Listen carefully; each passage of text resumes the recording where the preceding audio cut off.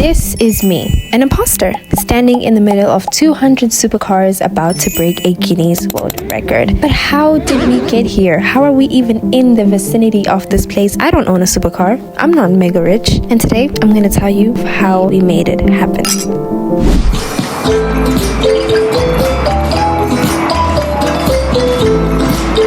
When I was 7 years old, I told my brother that I was going to break a world record. And he laughed and he said, "You wish." And rightfully so. I mean, I also laughed with him and we probably laughed for like 5 minutes after. But okay, yeah. I mean, unless I had planned to become an Olympic athlete or one of those genius kids who could recite the French alphabet at the age of 2, how was I going to become a world record breaker? Okay, it was practically going to be an impossible thing to accomplish. Time went on, found myself creating videos for fun. I mean, I used to film these little videos in my mom's room, in my room, and just do skits and little pranks with my family. And my teenage years were basically spent with my little Huawei phone, filming these little skits that I posted, and they never actually really did well or anything.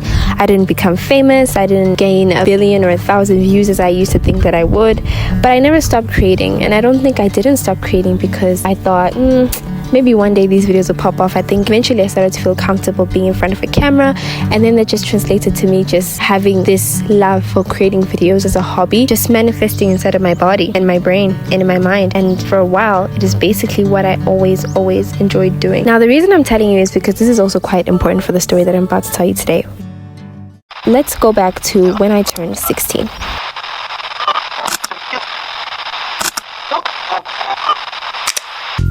You have a bucket list written out for all the things that you want to accomplish when you turn 16. You say, oh, by 16, I want to have jumped into a swimming pool blindfolded and done 16 backflips. I mean, that you probably didn't do that. But okay, you know what? Never mind, scratch that. That's probably just one of the crazy ideas that I had written out. But I was just sitting in my room one day and I saw a Pinterest ad. Guess which words were written right there on that page? Break a world record, or break a record of any sort. Now, when I say break a record, I'm not distinctively saying that we have to break a record that already exists in terms of becoming an Olympic athlete and, you know, going to gymnastics, world championships and becoming the next Simone Biles. You don't have to do all those things to break a world record, even though those things are abstractly really cool. What record could a 16-year-old girl who's living in an African household break? She could eat the most eggs in one sitting, you know, she could drink a gallon of water and see how long she can last without puking, or she can put on 200 shirts and then see how long she can keep herself in those shirts. No, the record is you putting on the shirts, and then it's basically you putting on the shirts. That's the record. See, procrastination takes over and then you move on from it and you never go back to it, and then after some time you're like, oh, I remember I wanted to do that, but I never got around to it, but I'll get back to it one day. Okay, now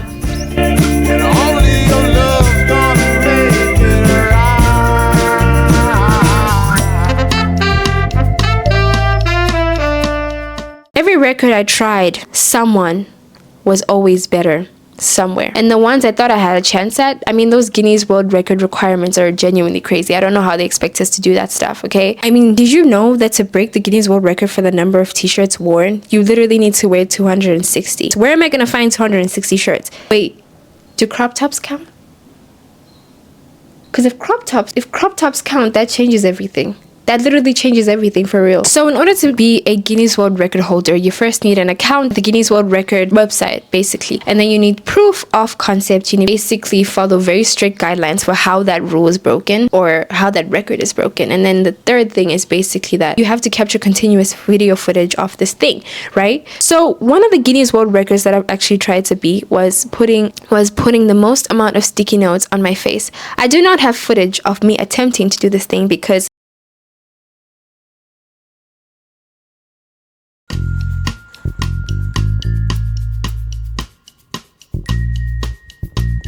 I was sitting in my bed thinking, what am I gonna do? You know, how am I gonna accomplish this? There's no way I can do this. Until one day, as I was scrolling on my phone absentmindedly, I saw an ad, and this ad said, you want to break a Guinness World Record? Do you own a supercar or hypercar? You want to be a part of the people who are breaking a Guinness World Record for the most number of supercars or hypercars in a place? And I said, I want to be there. I want to be there.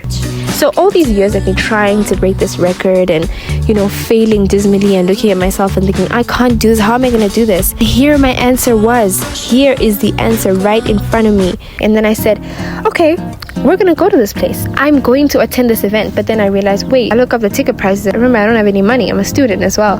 I'm broke. Now, obviously, I'm not rich. I don't have generational wealth. I don't have a supercar. I don't have a hypercar. I don't have any car. I can't even drive myself. So how was I going to do this? How was I going to attend an event for supercars and hypercars? So I started to draft up some ideas. I looked through social media and said, what is the biggest into any event that is big and has big names or celebrities or people with money? You need to be a content creator. You need to be someone who, their name kind of opens a door. So I decided, you know what? I watch Formula One. I should just become a motorsports content creator. Why don't I start creating content for Formula One? Why don't I become an automotive or motorsports content creator? I mean, I watch F1 anyway. How hard could it be to align and merge my interests?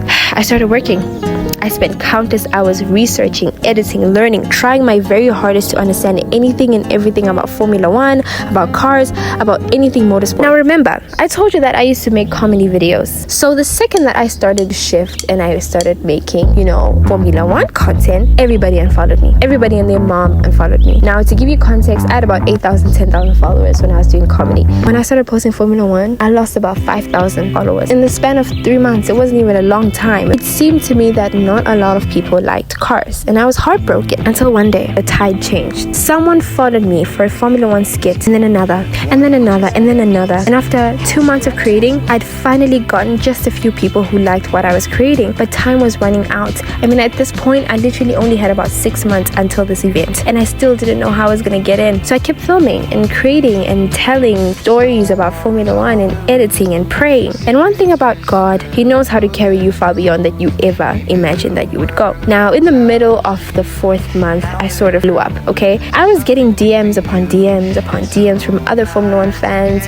people who actually enjoyed the sport, people who felt alone and isolated, especially women in such a male-dominated sport. But I was encouraged, because then I'd finally found an audience that resonated with the content that I was creating. I kept creating, and finally, a few weeks before this event, I got invited to my first Formula One watch party. I attended the event, I had a blast. I made a video about this Formula One watch party, and it did so well that people started to recognize me for Formula One on TikTok as well. And it did so well that one faithful day, I got the email, I got the invite. There was a company which was willing to invite me to this event for free. I didn't have to pay anything. I just had to get there and have a good time and maybe film. But that was it. I had to just attend. And now this event was a rhino run, also charity event, which was supposed to fundraise money to help rhinos. This event was basically supposed to raise money for those baby rhinos. So they were at the same time trying to break the Guinness World Record for the number of supercars and hypercars in one area.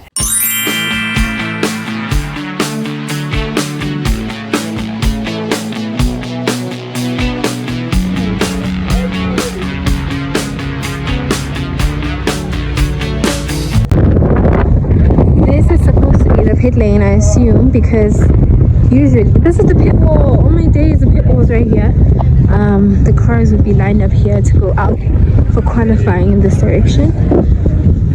This is so insane, so bored. We are VIP access, so we're gonna go over there. I'm gonna show you guys the lights right now over there, and yeah, we're gonna try shoot some content and see. But yeah, there's a bunch of cars, so it's 200 supercars that were organized to beat the Guinness World Record of how many supercars you can get in one place. So the amount of money that's just in this place right now is crazy.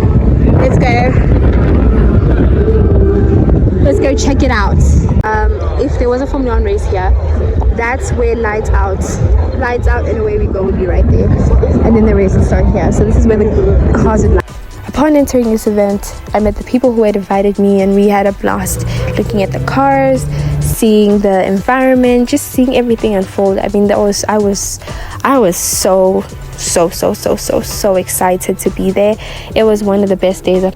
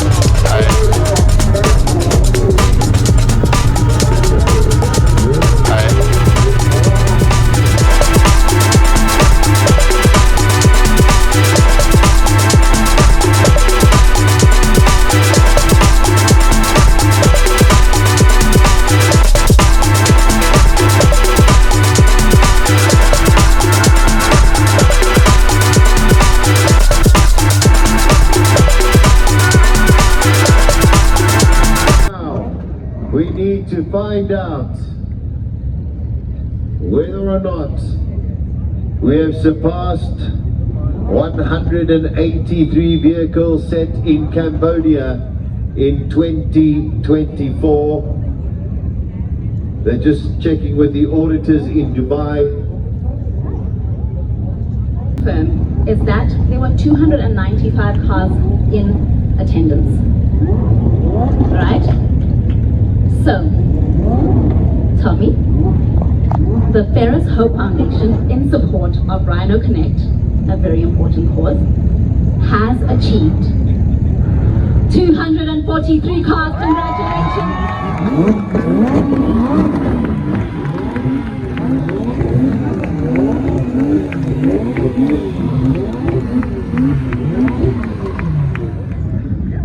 On behalf of Guinness World Records, it gives me great pleasure to present this certificate to Ferris Hope Foundation for achieving the Guinness World Records title for the largest display of supercars. Congratulations, you are officially amazing!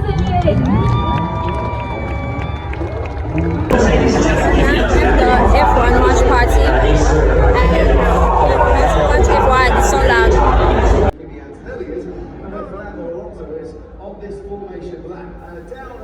According to the organizers of the event, we can actually get certificates of attendance to the Guinness World Record. We are also technically Guinness World Record holders because we were witnesses to everything that happened. Now, obviously, this event was a big deal, and there was a point where Guinness World Record was actually not broken because there are about 50 cars that didn't meet the criteria that the Guinness World Record Association had set out for all the cars, so we were a bit scared. But overall, everything was fine, and I had a blast, and we just had a great time. Now, technically, I didn't break Guinness World Record because I didn't have a supercar, but seeing as I can still get my certification for that, I would like to believe that somehow, according to technicalities, I am in somewhat way, tiny 2% way, a Guinness World Record holder. Now you're probably sitting there laughing, thinking, wait, I watched this video for nothing, because what do you mean she's... No, I am, trust me, take my word for it, okay? Have you attended an event to, break a Guinness World Record? I don't think so. So hold that. Anyways, guys, if you've watched this and you've watched this story and you've watched this video to this point, I'm really grateful and I'm really thankful, and I hope that you enjoyed my weird storytelling abilities.